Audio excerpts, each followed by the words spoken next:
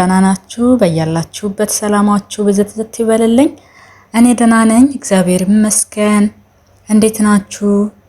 ስራ፣ ጤና፣ ህይወት፣ ምቾት እንዴት እያደረጋችሁ ነው? ከኔ ጋር ይመስገን ሁሉ መልካም ነው። እስቲ ዛሬ አንድ ደስ የሚል ምንባብ ነው ይዤላችሁ የቀረብኩት። በጣም ደስ የሚል በቃ ስለኛ የሚዳስስ ማለት እንዴት ነው? እኛ ሁሉንም ነገር በዚች ምድር ላይ ስንኖር ህይወታችንን ስንቀጥል ሁሉንም ነገር በራሳችን ብቻ እንደምንወጣው አድርገን እናስባለን። በራሳችን ኃይል፣ በራሳችን ሁሉ እያንዳንዷን ነገር ግን አይደለም። በእያንዳንዷ ባሰብናት ባቀድናት ነገር ሁሉ እግዚአብሔር አምላክ ካልተጨመረበት እኛ አንችልም፣ በፍጹም አንችልም። ምንም በራሳችን ኃይል በራሳችን ብቻ አንዲት እርምጃ አንራመድም። ስለዚህ ዳሰስ የሚያደርግ ምንባብ ነው። ሁሉን ነገር ለእግዚአብሔር እንስጠው ይላል ርዕሱ። እውነት ነው። ሁሉን ነገር ለእግዚአብሔር እንተው። ያቅማችንን እያደረግን እኛ የምንችለውን እያደረግን ግን ቀሪውን ከአቅማችን በላይ የሆነውን ቀሪውን ነገር ደግሞ ለእግዚአብሔር መተው። እሱ ያከናውነዋል። ሲጀመርም እናስባለን እናቅዳለን እንጂ ፈጻሚው እሱ ነው። ያሰብነውን ያቀድነውን ያማረ ሆኖ ካየው ፈጽምልናል እግዚአብሔር አምላክ። ለኛ የማይበጀን ለኛ የማይሆን ከሆነም ደግሞ አይፈጽምልንም እና እናስባለን። አዎ ልክ ነው ማሰባችን፣ እናቅዳለን፣ ልክ ነው ማቀዳችን። ግን ለእግዚአብሔር መተው፣ ለእግዚአብሔር አሳልፈን መስጠት ግድ ይላል። እንዲጨመርበት እሱ የተጨመረበት ነገር እግዚአብሔር አምላክ የተጨመረበት ነገር ያማረ ይሆናል፣ የተባረከ ይሆናልና ሁሉን ለእግዚአብሔር እንስጠው። ሁሉን ነገር ለእግዚአብሔር እንስጠው ይላል ርዕሱ። ወርቅን የሚያነጥር ሰው አንዲት የወርቅ ቅንጣት ወደ እሳት ውስጥ ጨምሮ እጅግ ንጹሕ እስክትሆን ድረስ ይጠብቃታል። እግዚአብሔርም ልክ እንደዚሁ ሰዎች እስኪነጹ እስኪለወጡና ባገኛቸው ነገር ጥቅም እስኪያገኙ ድረስ ፈተና ውስጥ እንዲቆዩ ይፈቅዳል። ይህ ደግሞ ከጥቅምም እጅግ ከፍ ያለ ጥቅም ነው።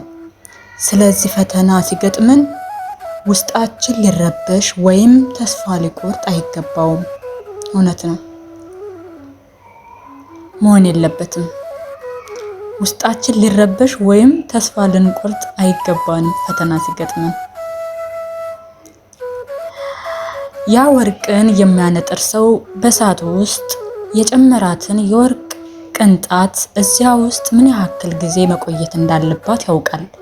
መቼ ከእሳቱ ሊያወጣት እንደሚገባውም ያውቃል። እንዲሁ እስከ መጨረሻው በእሳቱ ውስጥ ተጥላ እንድትቀርና በዚያ እንድትቃጠል አይፈቅድም። እግዚአብሔር ደግሞ ይህንን ከወርቅ አንጣሪው በላይ ያውቃል። መቼ ከርኩሰታችን እንደምንነጻ ያውቃል። በመሆኑም ራሳችንን በመጣልና ተስፋ በመቁረጥ በክፋት ላይ ክፋት እየጨመርን እንዳንሄድ ሽቶ ወይም አውቆ መቼ ከዚያ ፈተና እንደሚያወጣን ያውቃል። ስለዚህ ድንገት ያላሰብነው ነገር ቢገጥመን በፍጹም የምናማረር ወይም ተስፋ የምንቆርጥ ልንሆን አይገባንም። ከዚህ ይልቅ የነዚህ ነገሮች ምንነትን የሚያውቅ እግዚአብሔር አምላክን መጠበቅ፣ እርሱ እስከፈቀደው ጊዜ ድረስም ልቦናችን በእሳት እንዲፈተን ማድረግ ይገባናል። ምክንያቱም ይህ ነገር በእኛ ላይ እንዲሆን የፈቀደው ለእኛ ጥቅምና በዚያ ውስጥ ሆነን በምናሳየው ጥረት ይበልጥ ሊያከብረን ስለሚወድ ነው። ደስ አይልም? እውነት እኮ ነው። ይህንን በማስመልከትም ጠቢቡ ሰው እንደዚህ ሲል መክሮናል። ልጄ ሆይ ለእግዚአብሔር ትገዛ ዘንድ ብትሄድ ሰውነትህን ለመከራ አዘጋጅ። ልብህን አቅና፣ ሁልጊዜ ታገስ፣ አታወላውልም። በመከራ ብትጨነቅም አትጠራጠር። ሲራክ ምዕራፍ 2 ከቁጥር 1 እስከ 2 ሁሉንም ነገር ለእግዚአብሔር ስጠው። ለምን? እግዚአብሔር ከዚያ መከራ መቼ እኛን ማውጣት እንዳለበት ያውቃልና። ስለዚህ ሁሉንም ለእርሱ ሰጥተን ዘወትር እርሱን ልናመሰግን፣ ሁሉንም ነገር ጥቅምም ይሁን ቅጣት በአኮቴት ልንቀበል ይገባናል። ይህም ቢሆን ለኛ ረብህ የሚሆን ነውና።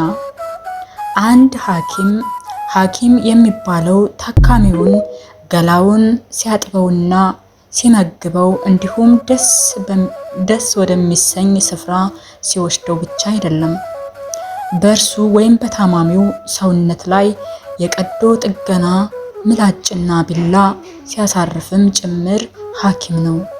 አባት የሚባለው ልጁን ሲንከባከብ ብቻ አይደለም፣ የገዛ ልጁን ከቤት ሲያስወጣው፣ ሲገስጸው፣ ሲገርፈውም ያው አባት ነው።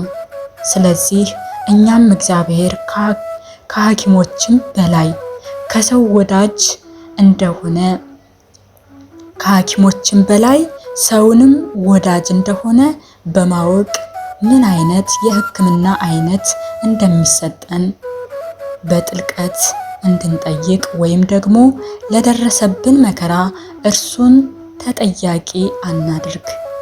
ከዚህ ይልቅ እርሱ የወሰደውን ነገር ቅጣትም ይሁን ጥቅም የሌለው ነገር ብቻ ምንም ይሁን ምን በአኮቴት ልንቀበል ይገባናል።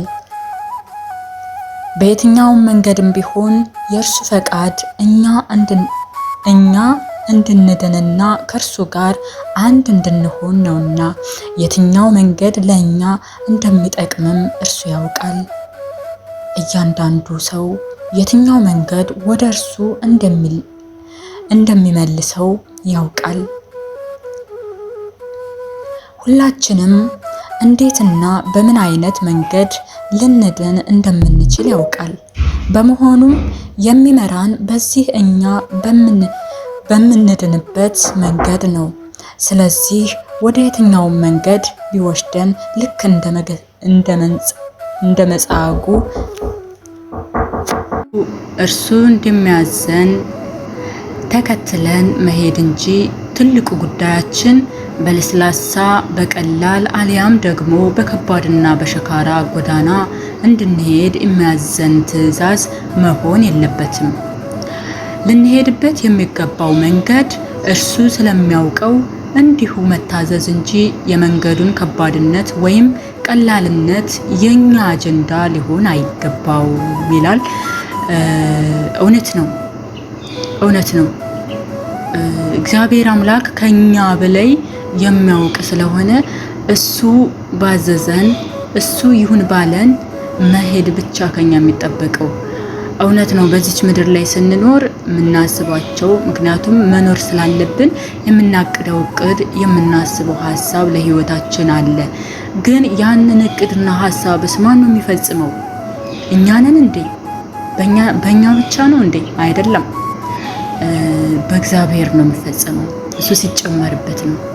እሱ ያልተጨመረበት ነገር እያንዳንዷ ነገር ከንቱ ነች፣ ከንቱ እና ሁሉንም ነገር እኛ በራሳችን ብቻ እንድናከናውነው አድርገን አናስብ። እሱ ይጨመርበት። አንደኛ እግዚአብሔር አምላክ የተጨመረበት ነገር በህይወታችን የተባረከ ይሆናል፣ የተቀደሰ ይሆናል፣ ደስ የሚል ይሆናል። ፍጻሜው ያማረ፣ ከጅማሬው እስከ ፍጻሜው ያማረ ይሆናል። በእኛ ብቻ አከናውነነዋል፣ በእኛ ብቻ አድርገነዋል ብለን የምናጓዝበት ህይወት ደግሞ ያልተባረከ ነው፣ በእግዚአብሔር ዘንድ ያልታየ ስለሆነ ያማረ አይሆንም፣ አያምርም። መጀመሪያውም አያምርም፣ መጨረሻውም አያምርም። እና ይሄንን እንድናደርግ እግዚአብሔር አምላክ ይርዳን። ከዚህ ምንባብ በእውነት በቃ ብዙዎቻችን እየረሳን ስለሆነ ማለት ነው እንዲያስታውሰን ያደርገናል፣ እንድናስታውስ ያደርገናል ማለት ነው። ረስተናል። በቃ እውነቴ ነው። በራሳችን ብቻ በቃ ዝም ብለን መሮጥ በእኛ ብቻ የሚደረግ በእኛ ብቻ የሚከናወን እየመሰለን ዝም ብለን በቃ እንሮጣለን በቃ እና እግዚአብሔር አምላክ አንዳንዴ እኛ እናስባለን፣ እውነት ነው፣ ያሰብነውን ያቀድነውን ነውና እግዚአብሔር አምላክም ተጨምሮ ይሆናል ላይሆንም ብሎ ለይቶ የሚሆነንን የሚሰጠን እሱ ነው። የማይሆነን ከሆነ ደግሞ አይሰጠንም፣ አያደርግልንም ማለት ነው። ስለዚህ ያቀድነውን ያሰብነውን ነገር ማለት ነው ሳይሆን ሲቀር በፍጹም ልንጎዳበትና ውስጣችን ሊሰበርበት አይገባም። ምክንያቱም እግዚአብሔር አምላክ እንደማይሆን የሚጠቅመን ነውና መስጠት የሚፈልገው ለኛ ያ ነገር እንደማይጠቅመን ስለተመለከተ አይሆንም ማለት ነው። ስለዚህ እግዚአብሔር አምላክ የፈቀደው ነው የሚሆነው፣ ለበጎ ነው እያል ሳይሆን የቀረን ነገራችንን ለበጎ ነው እያል እንላፍ ማለት ነው እንጂ አንቆርቆርበት፣ አንጸጸትበት፣ ውስጣችን አይሰበርበት። ሌላው ነገር ፈተና ሲገጥመን በዚች ምድር ላይ በህይወታችን ውስጥ ፈተና ሲገጥመን እናማርራለን። አዎ ከኔ ጀምሮ አማርራለሁ አንዳንዴ በጣም በቃ እውነትም ያው ሰዎች ከንቶች አይደለን፣ ከንቶች ነን እና በቃ አናስብም። ቶሎ ውስጣችን ስብር፣ ቶሎ ተስፋ መቁረጥ በቃ እንደውም ሁላ እንደው አምላኬ ሆይ አይበቃኝም ወይ ለምንድን ነው የፈተና የሚበዛብኝ? ለምንድን ነው እንደዚህ የሚሆነው? ለምንድን ነው የሁሉ ፈተና እኔ ላይ የሚሆነው እያለን እግዚአብሔር አምላክን የምናማርርበት ቀን አለ። ግንስ ከዛስ ይልቅ መለስ ብለን እግዚአብሔር አምላክ ሆይ ስለመረጥከኝ ይሆናል እኮ፣ አምላኬ ሆይ ስለወደድከኝ ይሆናል እኮ የፈተንከኝ፣ ፈተናዬን ያበዛው ስለመረጥከኝ ይሆናል እኮ፣ አምላኬ ሆይ አልፈዋለሁ፣ በአንተ ኃይል አልፈዋለሁ፣ አንተ ትጨመርልኛለህ፣ እንዳልፍ አቅሙን ትሰጠኛለህ፣ ይሄንን ፈተና እንዳልፈው አንተ አቅሙን ትሰጠኛለህ፣ ብርታት ትሆነኛለህ እያልን ያንን ፈተና መጋፈጥ እንድንችል አሁንም እግዚአብሔር አምላክ ይርዳን። ቶሎ ቸኩለን ፈተና ሲገጥመን እግዚአብሔርን ማማረር ሳይሆን ለበጎ ነው ብለን ተቀብለን እግዚአብሔር ስለመረጠኝ ነው፣ እግዚአብሔር አምላክ መጨረሻ ላይ የሆነ ነገር ጥሩ ነገር ቢያዘጋጅልኝ ነው፣ ይህንን ፈተና ካለፍኩ በኋላ እግዚአብሔር የሚሰጠኝ ደስ የሚል ነገር ይኖራልና እግዚአብሔር ስለወደደኝ ነውና እያለን ያንን ፈተና መጋፈጥ እንድንችል እግዚአብሔር አምላክ ያበርታን፣ ይርዳን ለሁላችንም። እና ፈተናን እንደ ምሬት አትቀበሉት፣ ይልቁንስ ይጣፍጠን። ከኔ ይጀምራል እና አዎ ትምህርት ቤት ስንማር ፈተና አለ አይደል እንዴ? ፈተና እንፈተናለን። ምን ፈተነው? ያንን ፈተና አስተማሪያችን የሚፈትነን ውጤታችን ላይ ነው አይደል? ያንን ፈተና በቃ እንፍጨረጨራለን። ምክንያቱም ውጤታችን ላይ ነው የምንጠብቀው። በቃ መጨረሻ ላይ ውጤታችን ጥሩ መሆን ስላለበት በቃ መጨረሻ ላይ ትኩረት እናረግና ልክ ፈተና ሲሰጠን እንፍጨረጨራለን ለማጥናት ማለት ነው። በቃ 24 ሰዓት እንዴ ማታ ኩራዝ ጨለማ መብራት ከሌለ ኩራዝ እያበራን እንዴ አንገታችን ተክለን እናድራለን አይደል እንዴ? ለምንድን ነው መጨረሻ ላይ ውጤቴ ያማረ እንዲሆን እንዳልፍ ማለት ነው። ውጤቴ ጥሩ ሆኖ እንዳልፍ አይደል እንዴ? ግን በእግዚአብሔር ዘንድ የሚመጡ ደግሞ በህይወታችን የሚመጡ ፈተናዎችንም ልክ እንደዛ መፍጨርጨር አለብን። ከኔውም ጀምሮ ማለት ነው። እንደዛ መፍጨርጨር አለብን ያንን ፈተና ለማለፍ። ልክ አስተማሪው ፈትኖኝ ያንን ፈተና ሲያቀርብልኝ ለማጥናት እንደምፍጨረጨረው ሁላ ከዛስ በደንብ ካጠናሁ ፈተናውን እደፍናለሁ ማለት ነው። ከዛሳ ውጤቴ አስተማሪው ጥሩ ውጤት ይሰጠኛል ማለት ነው። ልክ እንደዚያ ሁላ እግዚአብሔር አምላክም መጨረሻ ላይ ያንን ፈተና ካለፍን በኋላ እግዚአብሔር አምላክ ደስ የሚል ነገር ይዞልን ስለሆነ እንደዚህ እንፍጨርጨር። በቃ እንደዚህ መፍጨርጨር አለብኝ። ያንን ፈተና ለማለፍ መፍጨርጨር።